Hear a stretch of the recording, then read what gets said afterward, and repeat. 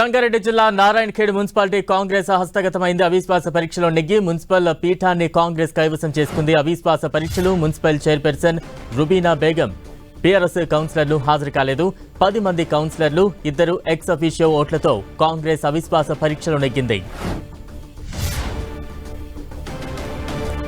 మరింత అప్డేట్స్ మా ప్రతినిధి పివి రావు అందిస్తారు. రావు.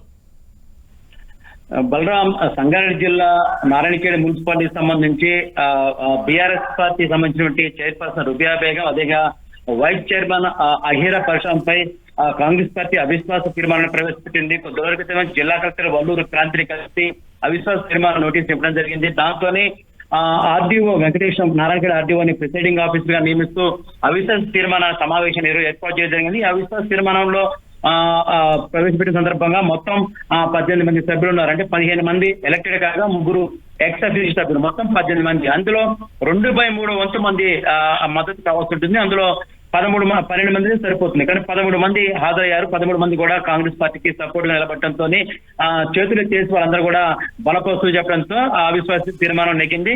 కాంగ్రెస్ పార్టీకి చెందినటువంటి ఎవరైతే ఉన్నారో 2 చైర్పర్సన్, అదేవిధంగా వైస్ చైర్మన్ కూడా కాంగ్రెస్ పార్టీ సంబంధించి అభ్యర్థులే కైవసం చేసుకోవడం జరిగింది. బలరాం, అంటే తాజా పరిణామాలను బీఆర్ఎస్ ఏ రకంగా గమనిస్తూ ఉంది? దీనికి సంబంధించిన అప్డేట్స్ ఉన్నాయా?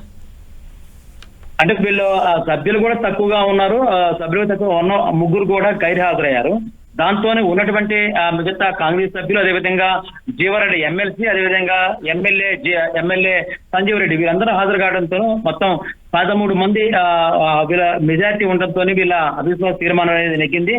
ఉన్నటువంటి బీఆర్ఎస్ సంబంధించిన ఎవరు కూడా అక్కడ అందుబాటులో లేరు. ఉన్నటువంటి కౌన్సిలర్ 3 కూడా గైర్ హాజరు కావడంతో ఏకపక్షంగా మొత్తంగా ఇది తీర్మానం నెగ్గిందని చెప్పుకోవచ్చు. Balaram. Right, thank you PV Rao.